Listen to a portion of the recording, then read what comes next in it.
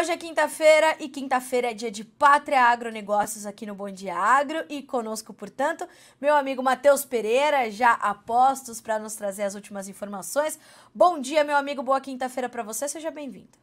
Bom dia a ti, minha grande amiga Carla, bom dia a todos que estão nos assistindo essa manhãzinha. É isso aí, mercado, mais uma vez, atento, né, nessas transições. Espero poder contribuir um pouquinho nesses próximos minutos. Matheus, manhã de 0 a 0 para os preços hoje, quase. Sobe um pouquinho, desce um pouquinho, nada muito expressivo. Ontem fechamos com altas de 2 dígitos. O que o mercado hoje está mais tranquilão, mão na parede? Está esperando pelo quê, Matheus? Carla, essa época do ano, né, quando a gente olha o histórico, é muito comum, tá, a gente ter essa apaziguação dos ânimos em Chicago, né? A gente até muito notado isso dentro do próprio pitch de Chicago, né, dos bastidores ali internos, que hoje não funcionam mais negociações físicas, né, apenas em alguns contratos específicos, grande maioria deles já eletrônicos, né, virtualizados. Essa época do ano ela é comum, né, por faltar realmente insumo, né, especulativo. O que é o tal do insumo especulativo? São novidades, né, que possam interferir na visão futura ao mercado. Como no Brasil a gente ainda tem, né, um plantio muito incipiente, vamos alcançar ali, passar dos 20% nessa semana, mostrando sinais de atraso em relação ao último ano, os últimos 5, porém dentro da média dos últimos 10. Tá? Estados Unidos em processo de colheita, ultrapassou metade da área colhida na soja, o milho também vai ultrapassar nessa semana. Então está faltando realmente o quê? Novidade. O que tem de diferente no mercado para justificar movimentos agressivos? Essa época do ano sempre é nessa inclinação à quietude, que a gente chama, né? O mercado entra em inércia à quietude. Tende a ficar mais paradinho mesmo, viu, Carlos? Agora, Matheus, essa lateralização dos preços, isso pode ser até um momento de geração de oportunidade para o produtor? A gente está falando de um dólar acima de 5, um Chicago acima de 13. Pode essa lateralização, esse caminhar mais tranquilo do mercado, pode de repente trazer uma oportunidade? Nossa, excelente colocação, viu, Carla? Porque nessa época do ano, né, tradicionalmente os prêmios, né, tenderiam a sofrer reajustes positivos, né, subir um pouquinho realmente por conta da demanda, né, que vê um mercado em construção aqui no Brasil e entraria se preparando na aquisição. Nosso prêmio futuro para 2024 continua próximo aos menos 100 pontos, né, que tradicionalmente está muito longe da média. Um prêmio março típico, né, sazonal para essa época do ano, ele já estaria próximo aos mais 50 pontos. Hoje a gente está em menos 100. Então, uma variação de 150 dentro da normalidade. Né? Eu sempre ressalto, o que é, assim, para quem está nos assistindo, né, como que visualiza na prática os prêmios. Né? Para cada 10 pontos de prêmio, Carla, quando o dólar está próximo a 5, é relativo, né, a quase R$1,10, R$1,20 por saca. Então, se a gente está 150 pontos abaixo do que tradicionalmente teríamos, né, nessa época do ano para 2024, a gente está falando ali de pelo menos uns R$18 por saca a menos, né, devido à queda dos prêmios, esses prêmios depreciados no país, que acabam tirando, né, das ofertas do mercado físico brasileiro. Então, mercado parado dessa maneira, né, caso a demanda se sinta estimulada a buscar a originação para 24, os prêmios seriam, né, o principal componente para melhorar a relação de oferta, né, ao produtor rural. Porém, Carla, jogando o jogo como é jogado, o lado comprador hoje entende, né, que o Brasil como um todo vem construindo uma grande safra, apesar de problemas, tá? Muita atenção, tem problemas no radar, problemas que estão sendo negligenciados ainda pela parte da demanda, que não está olhando internamente no Brasil. Eu entendo, está muito cedo ficar falando de potenciais quebras no Brasil, está muito cedo, porém, infelizmente, os mapas, né, de previsões não tendem a melhorar para trazer um conforto produtivo, né, para quem está comprando soja hoje no país. O que esses mapas estão dizendo, Matheus? A gente tem uma irregularidade que marca muito esse início de safra. A gente tem chuva demais em alguns locais, a falta delas em outro, e eu percebo que essa irregularidade ela é uma puxada de freio forte para o avanço dos negócios aqui no Brasil, para nossa comercialização, não? Com certeza, cara. Assim, na outro lado da moeda, né? Eu tirando aqui, Matheus, a camiseta de analista de mercado, né? Em quase 10 anos de puramente focado, né, em entender o mercado, analisar e recomendar para a clientela, colocando a camiseta de produtor rural, o qual eu já fui antes de ser analista, né, eu sei, né, que o produtor rural hoje tem esse receio. Ele vê em grande parte do centro-norte estou incluindo toda a região centro-oeste do país, tá? A gente traçando ali uma linha imaginária de Campo Grande, no Mato Grosso do Sul, sentido a norte, pegar toda a região também ali de Rondonópolis, Mato Grosso, do Vado do Araguaia, no Mato Grosso, todo o centro-norte de Goiás, né? Uma linha imaginária também de Goiânia acima, pegar todo o noroeste ali de Minas Gerais, Unaí, oeste da Bahia, Tocantins, Maranhão, Piauí, são regiões que ainda estão sentindo, né, a falta de chegada de chuvas. As chuvas foram disparelhas, tiveram até chuvas fora de época, né, ali em agosto, e é uma consequência do fenômeno El Niño, né, a presença do El Niño antecipa essa chegadinha de chuvas que chegaram um pouco mais cedo lá em agosto, e agora sentem a falta delas, né, enquanto que quando a gente olha os nossos amigos, compatriotas, no sul do país, Paraná, Santa Catarina, norte do Rio Grande do Sul, são regiões que estão nadando debaixo d'água, né? Então, está muito esparelho, está muito realmente incerto, né, sobre o que vai ser produzido de agora em diante. Por isso que o produtor fica um pouco mais receoso, entendo totalmente o lado, porque não se sabe, né, o que vai ser tirado de campo. O produtor hoje que faz, aqui no Centro-Norte, né, uma projeção de produzir 60 sacas por hectare, ele sabe, com esses atrasos, com a falta, né, de uma segurança climática ofertada para as próximas 2 semanas, ele sabe que talvez está ameaçado colocar 60 sacas de média nessa safra 23-24, coisa que foi até comum aí nesse último ciclo 22-23, cara. Agora, Matheus, a partir do momento que essas chuvas se regularizem, a gente tem uma condição melhor para o avanço dos trabalhos de campo por aqui. O mercado tende a cair de forma mais rápida e agressiva, ou como ele tem também precificado essas preocupações de forma muito contida, muito cautelosa, ele também, quando a chuva começar, pode ter um comportamento semelhante ou não? A gente pode ver o preço perder força mais rapidamente. Com certeza, Carla, assim, trabalhando nas possibilidades, né? O que é possível hoje no mercado da soja? Tudo, tá? Mas Matheus, tem gente falando que a soja vai vir a 90, né? A gente vê as pessoas aí até, esses analistas sem critério ali, né, que ficam levantando a bandeira que a soja agora, próxima a R$100, pode vir a 90, é chover no molhado, né? É bater na onça morta. Estão fazendo agora. É querer espancar o bicho tá morto e mostrar lá, dizendo que foi ele que matou, né? Mas o mercado da soja, de agora em diante, né, ele é sim uma consequência do que acontece internamente no Brasil.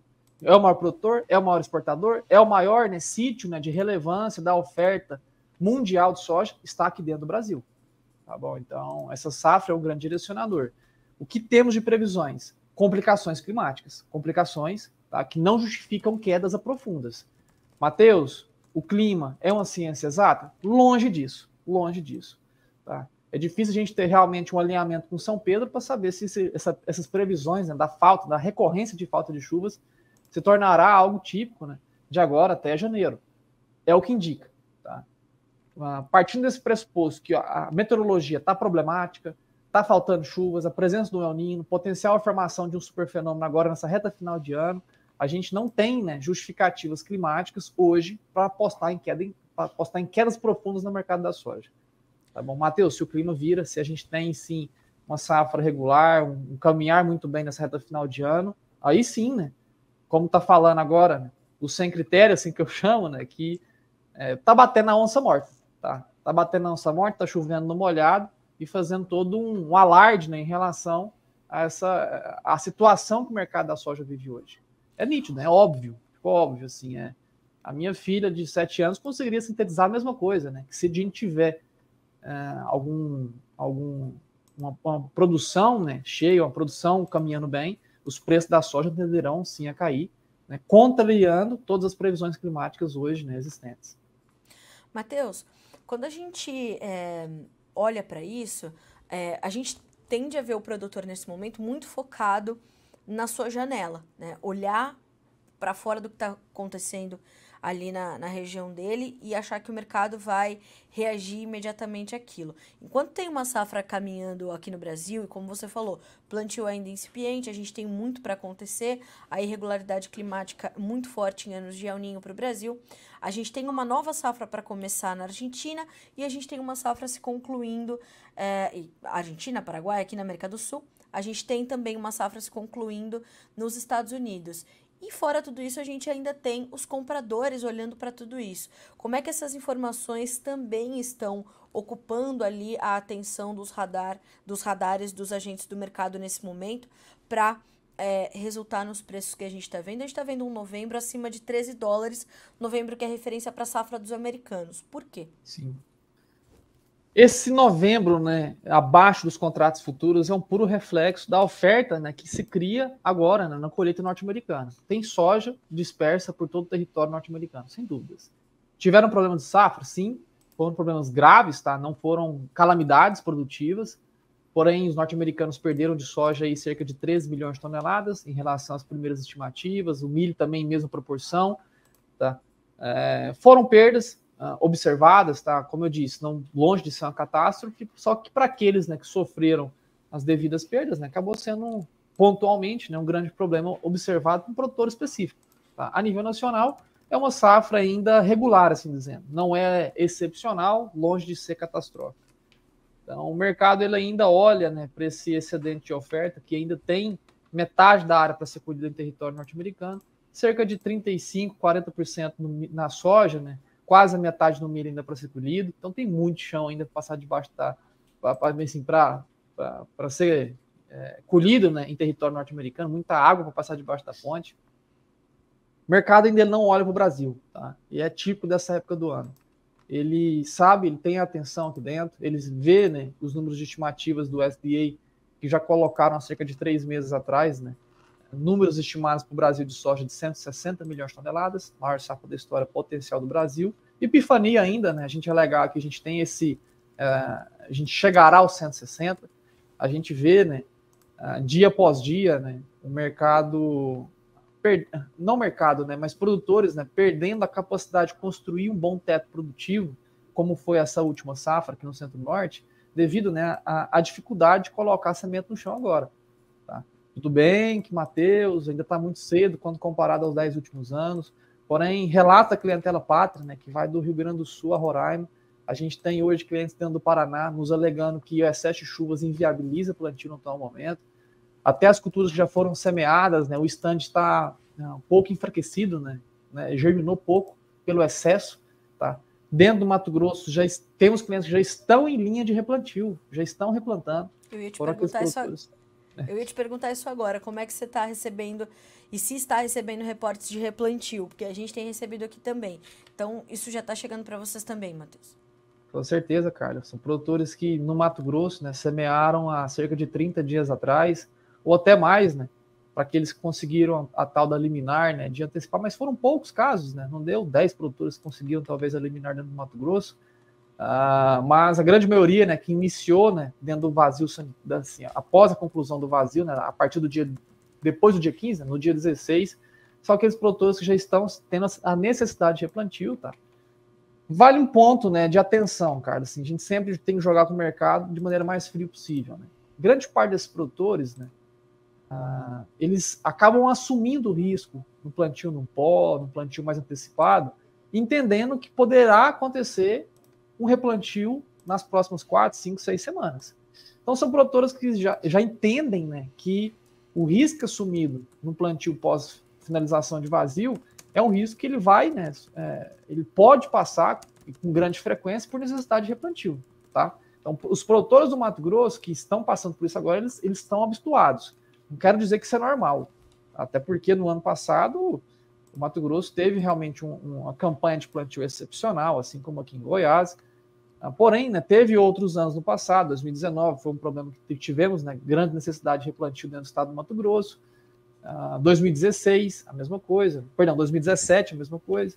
Então, são anos, assim, ele entende, né, que às vezes haverá necessidade, como está acontecendo por agora. Mas os relatos estão bem dispersos, viu, Carla? Todos aqueles clientes da pátria que assumiram o risco de plantar ao fim, né, do vazio sanitário dentro do Mato Grosso, grande parte deles já estão, né, em processo de replantio ou já contabilizaram já a necessidade aí nas próximas semanas. Matheus, nada como a gente ouvir o produtor, né? O Rodrigo Stringueta tá dizendo o seguinte, ó. Não é somente a meteorologia o problema de Mato Grosso. As sementes estão com baixo vigor. Tô replantando já 20% da área. Imagina que loucura, né? Um produtor ter que replantar 20% da área. E muitos vizinhos e produtores com esse mesmo problema de baixo vigor na soja. Loucura. E ele complementa, milho safrinha vai atrasar e bastante no Mato Grosso.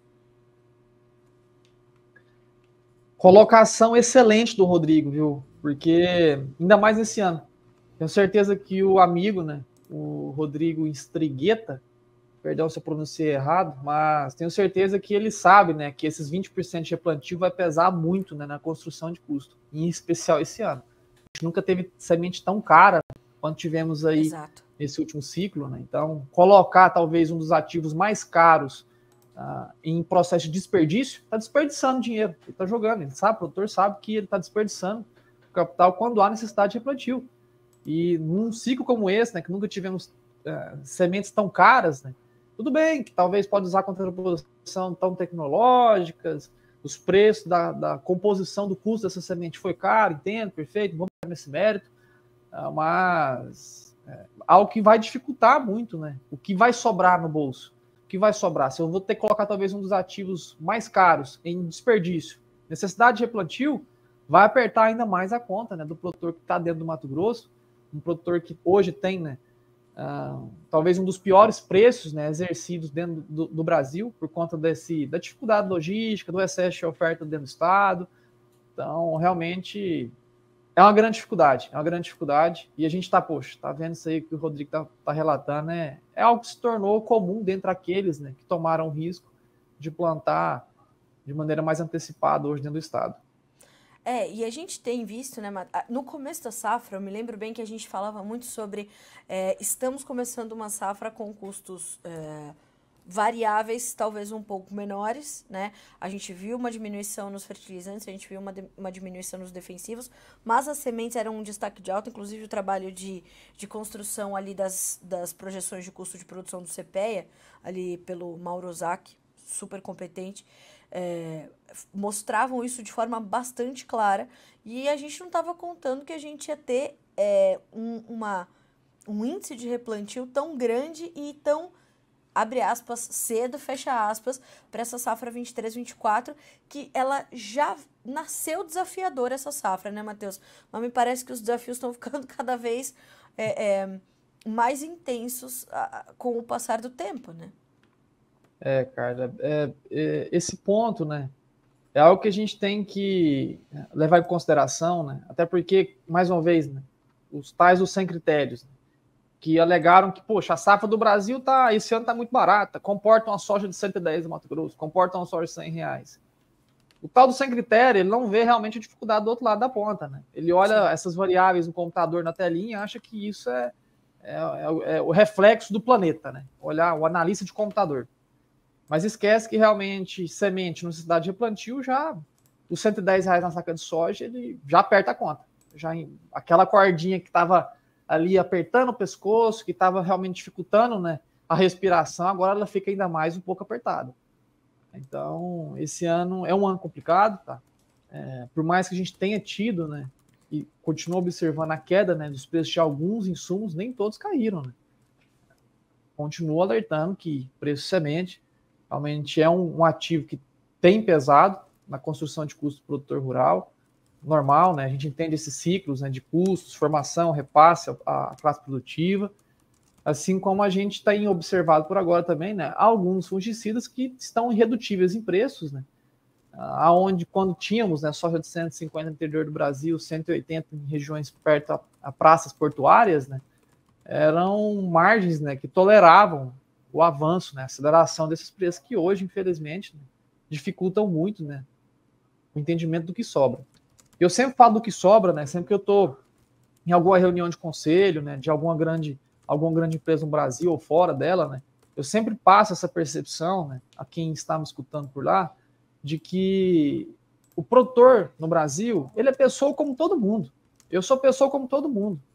Eu só vou investir no meu negócio, como empresário da atividade rural, se eu conseguir enxergar uma percepção que eu vou lucrar mais com aquilo, que eu vou conseguir extrair mais dinheiro com aquela atividade. Ah, Matheus, o produtor ele está estimulado a acelerar a área total da soja brasileira se a demanda for agressiva por soja? Não, não. Se os preços não melhorarem e o produtor não conseguir enxergar que consegue lucrar mais com a atividade, ele sente-se totalmente desestimulado a expandir a área. Então, se não há projeção do que recebe de lucro, do que sobra no bolso, do que está aí na mão, infelizmente o produtor continua com esse receio, né, de acelerar a atividade e continuar expandindo a área aqui dentro do nosso país. Matheus, a gente está falando bastante da nossa oferta, e ela é realmente muito importante, porque uma coisa é oferta, outra coisa é produção, né? São momentos diferentes do mercado.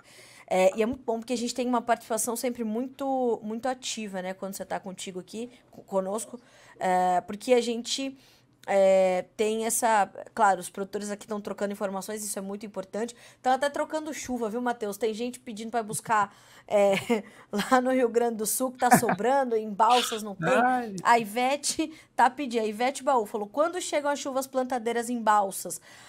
Novembro, dezembro, como é que vai ser? Daí o Silvan tá dizendo, vem buscar aqui no Rio Grande do Sul que tá sobrando. Vamos começar um novo RED. Rir para não chorar, né? Vamos fazer, não tem como, né? Então, vamos ter que jogar o jogo. Agora, tem uma pergunta boa aqui do Jonathan Freitas. Todas as perguntas são boas, pelo amor de Deus.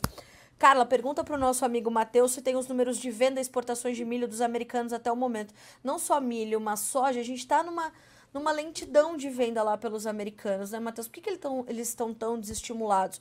O preço também não está fechando muito bem a conta para eles? Carla, o volume de soja e milho já vendido para exportação, ele é pouco relevante dentro do território norte-americano. Ele é um dos piores dos últimos anos, tá? A última safra tão ruim quanto essa foi a safra 2019-2020. A gente tem total de exportação do milho norte-americano de 15 milhões de toneladas. Só para efeito de comparação, Carla, em 21 e 22, nessa mesma época do ano, a gente tinha 10 milhões de toneladas a mais de soja vendida nos Estados Unidos. 2020 e 21, cerca também de 9 milhões a mais vendidas.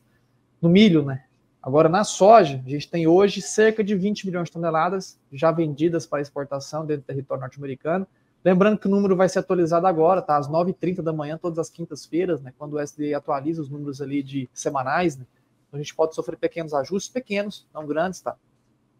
Mas também esse volume, né, de soja sendo demandada, ou milho sendo demandado dos Estados Unidos, não é culpa, mas o grão norte-americano sofreu uma concorrência, né, muito maior do nosso produto aqui no Brasil, que continua muito barato, tá? A nossa soja, apesar de ter perdido, né, hoje em valores de preço FOB oferta de porto, né, que é o quê?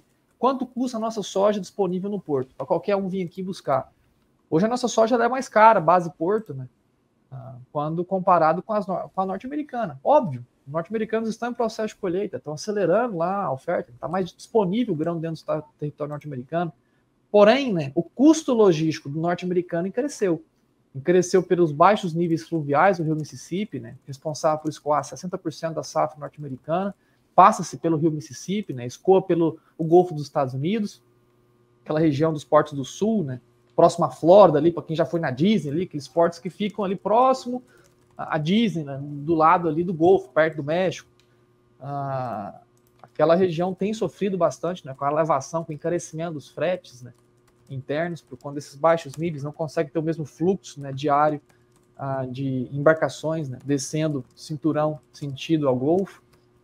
Não só isso, né, a logística marítima também, hoje, do Brasil, passando pela África do Sul, escoando em linha em direção à Ásia, ela se torna mais barata, né, do que buscar soja dentro dos Estados Unidos. Então, a nossa soja disponível em território chinês, ela está ainda muito parelha com a soja disponível em território chinês da soja norte-americana, escoada pelo Golfo dos Estados Unidos.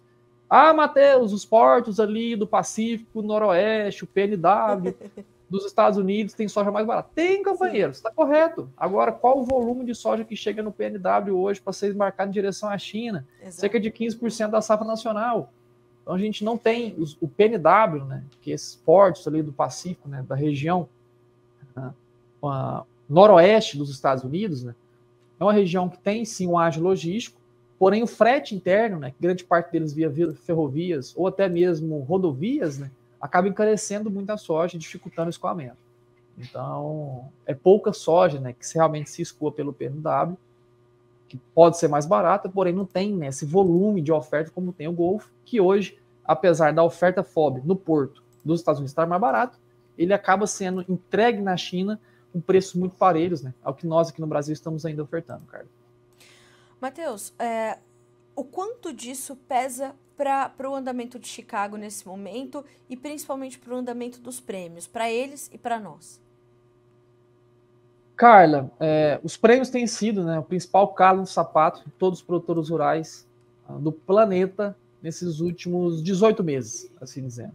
Tá? Desde meados do ano passado, a gente vem sofrendo com esses prêmios, né, que sentem uma grande dificuldade de justificar altas mais agressivas. E o porquê disso? Porque a gente tem passado, né, esses últimos meses, né, por grandes dificuldades de escoamento. Né? Os prêmios no Brasil, eles sim caíram em 2023, depreciaram, bateram as mínimas, né, históricas, foram um recorde negativo, né, observado no país agora em março deste ano, né, com prêmios que superaram menos 200 pontos. Né? A gente fala de prêmio, né, que é o jargão popular que se usa hoje no Brasil, se chama-se bases de exportação, né, mas os prêmios negativos, assim, de maneira, conforme as pessoas entendem mesmo, nunca te bateram em patamares tão pequenos, cara. E por que disso, né?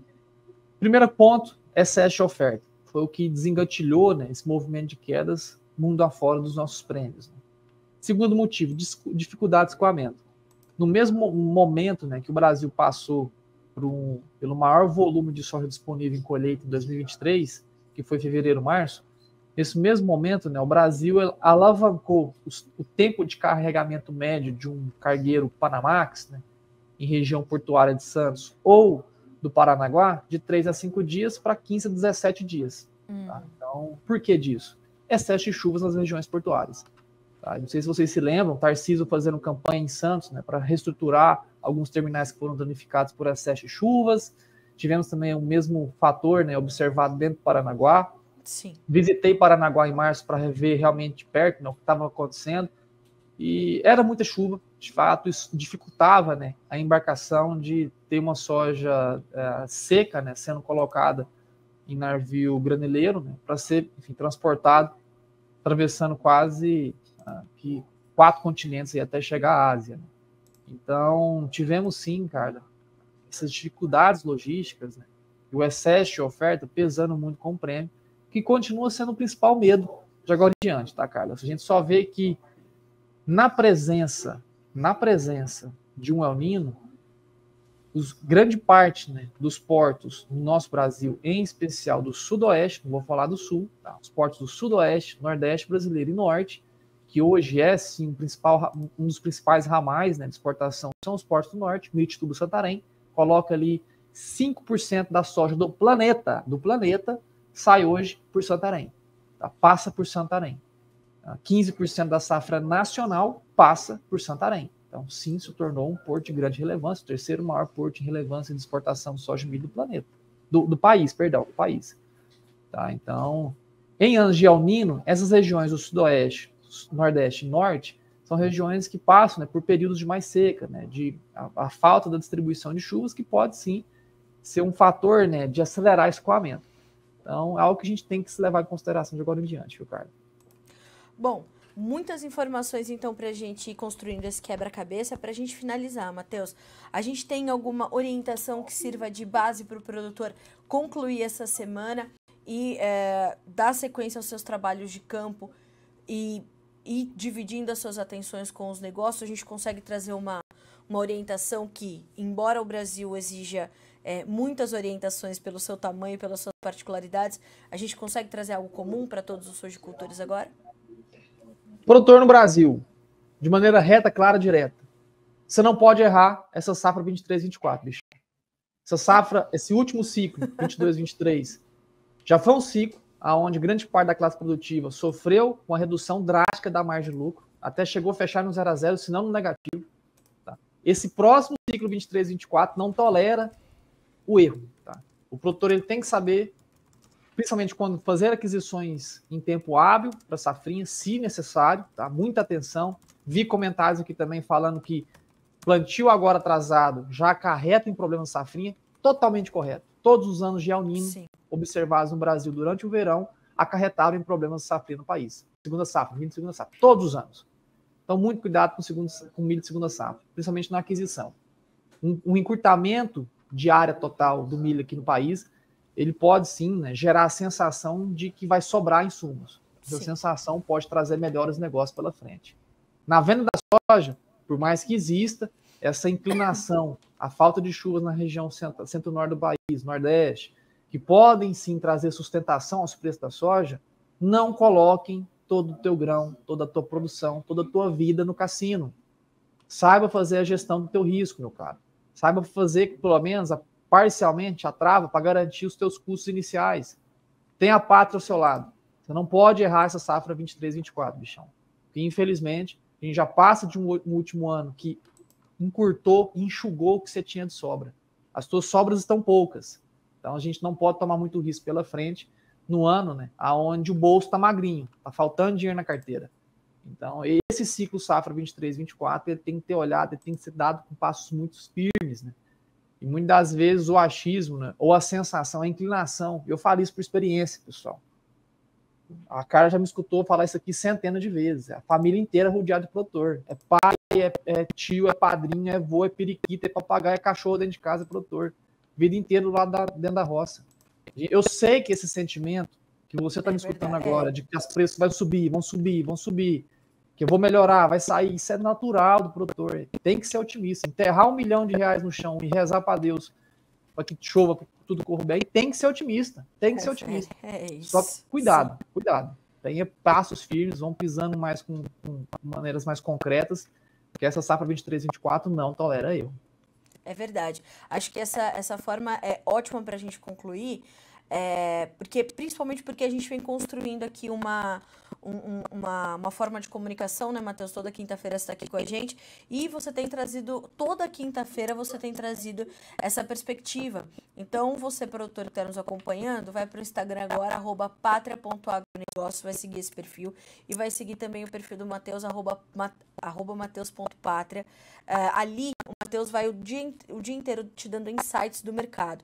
A gente aqui traduz o que os analistas falam, os consultores, os diretores de consultorias, como é o caso do Matheus, do Cristiano Palavra, que esteve conosco ontem, dos outros profissionais que a gente ouve, mas eles estão ali te trazendo insights do mercado. Inclusive, o pessoal da Pátria vai respondendo região por região, personalizadamente, cada produtor. Então, Matheus, obrigada mais uma vez por estar conosco. Quinta-feira que vem a gente se vê novamente e amanhã tem dados exclusivos da Pátria com o avanço do nosso plantio estado a estado, média Brasil e comparação com o ano passado, com os anos anteriores, tudo para deixar o produtor bem informado para tomar boas decisões, certo? Isso aí, minha grande amiga. Bora arrebentar nesse Brasil. O mercado está precisando de esclarecimento, precisando de bons profissionais. Eu até ontem, né, vi um corte do Vladimir Brandaliz, o qual tem grande apreciação, né? Gosto muito dele, a gente toca muito figurino no particular, palestramos inúmeras vezes juntos, né? Brasil afora. A gente vive se esbarrando nesses momentos, né, mais acelerados de palestra aí no Brasil. E foi muito importante, né, esse ressalto, assim como eu, né, o Vladimir também vive o campo, né? Sim. Antes dele ser analista, ele também sempre foi produtor rural. E ele mostrando, né, que a falta, né, de capacidade de plantio no atual momento é perda todos os dias. O Brasil como um todo, ele perde potencial produtivo a cada dia de atraso. Ah, Matheus, nos últimos 10 anos a gente tinha ali uma regularidade do processo de plantio, a gente está acima da média dos últimos 10 anos. Perfeito, amigo. Em 10 anos a gente evoluiu maquinário, a gente evoluiu tecnologia, a gente evoluiu, enfim, agricultura 4.0, sementes mais adaptadas, né, um plantio mais acelerado. Então, realmente a gente vem perdendo potencial. Muito longe, mas é muito longe ainda da gente falar em catástrofe aqui no país. Só que a gente já está deixando longe, né? Cada dia que se passa e atrasa plantio, a gente deixa mais longe ainda esses potenciais produtivos do Brasil superar os 160 milhões de toneladas. Então, muita atenção de agora em diante. Agradeço imensamente mais uma vez a conversa. Quinta-feira, de novo, da próxima semana, a gente está junto aqui, Carlos, esclarecendo esse mercado. É isso mesmo. Obrigada, meu amigo. Uma ótima quinta-feira para você. Bons negócios. Um abraço para todo o time da Pátria. Até mais. Até a próxima. Até semana que vem. Até semana que vem. Beijão para ti. Abraço para todos. Até logo. Até mais.